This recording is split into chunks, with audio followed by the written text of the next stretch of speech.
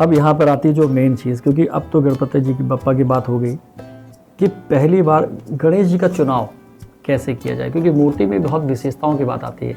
कुछ लोगों का कहना है कि दाएं से बाएं तरफ की उनकी सूंड होनी चाहिए, कुछ लोगों का कहना है कि बाएं से दाएं होनी चाहिए, कुछ लोगों का कहना है कि हाथ यूँ होना चाहिए, कुछ लोगों का है कि मोदक यूँ पकड़ना चाहिए। तो मूर्ति में क्या विशेषताएं होनी चाहिए उसके बारे में? पहली बात कि गणपति जी की सूंड चाहे बाएं हो या दाएं हो, आशीर्वाद सामने आपकी ओर होना चाहिए, ये इम्पोर्टेंट है। कोई भी वेद पुराण ऐसा नहीं कहता कि गणेश जी की सूंड किस दिशा में होनी चाहिए। यदि आप अष्टविनायक देखें जो कि महाराष्ट्र में है, उसमें आप देखेंगे 4 ऐसे विनायक के रूप हैं जिनकी सूंड राइट हैंड है, 4 ऐसे हैं जिनके की लेफ्ट की ओर है। तो इसलिए ये वहम तो निकल गया। मेरे अपने कार्यालय में भी पंचमुखी गणपति जी का एक स्वरूप मैंने रखा हुआ है पूजन के लिए। उनकी 3 सूंड जो है एक दिशा में है और 2 एक दिशा में है। तो इसलिए ये वहम तो निकाल दीजिए, ये सिर्फ और सिर्फ एक मिथ है। तो इस मिथ का मैं पूरी तरह से खंडन करता हूँ।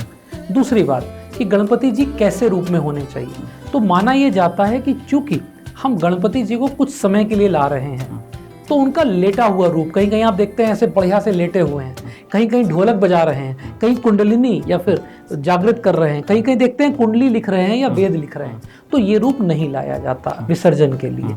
विसर्जन में ज़्यादातर वो रूप लाया जाता है जिसमें वो अपने सिंहासन पे बैठे हुए हैं, उनका सबसे प्रिय मूषक उनके निकट है, एक हाथ में उनके मोदक है और एक में वर मुद्रा है, ताकि हमें आशीर्वाद मिले, धन धान्य मिले। और गणपति अपने आप में पूर्ण है। पूर्ण क्यों है? क्योंकि गणपति बुद्धि के दाता है, ज्ञान के दाता है, नवग्रहों के अधिपति हैं। रिद्धि सिद्धि जो आपको चाहिए वो दोनों उनकी पत्नियां हैं, और जीवन में क्या चाहिए, शुभ और लाभ, वो दोनों बेटे। तो एक कंप्लीट पैकेज कह सकते हैं आप, complete package of prosperity, success and illumination of power. तो अगर आप ढूंढ रहे हैं तो वो एक ही भगवान में सिंगल फॉर्म में मौजूद है, और वो है हमारे प्रथम पूज्य गणपति। एक बहुत बड़ा मिथक भी है, वो भी क्लियर कर दूं। कहीं कहीं आपको जानकारी मिलेगी साहब गणेश जी की पीठ के भाग में दरिद्री का वास होता है, तो गणेश जी की पीठ इधर हो उधर हो।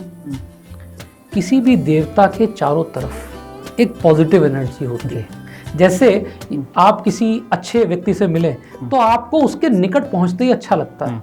आप किसी देवालय में जाइए, आप जाइए कहाँ, शिव जी के किसी भी एक ज्योतिर्लिंग में, आप मंदिर एंटर नहीं किए और आपके रोए खड़े होने लगते हैं। आप निकट पहुंचने वाले होते हैं और आपको लगता है वाह, मैं तो जो हूँ पहुंच गया हूँ कहाँ, सीधे प्रभु की एनर्जी के जोन में। बिल्कुल वैसे ही गणपति जी के 360 डिग्री पे रिद्धि सिद्धि समृद्धि शुभ लाभ मौजूद हैं, कोई दरिद्री मौजूद नहीं है। आनंद टीवी से जुड़ने के लिए आप हमें व्हाट्सएप करें 9277395752 पर।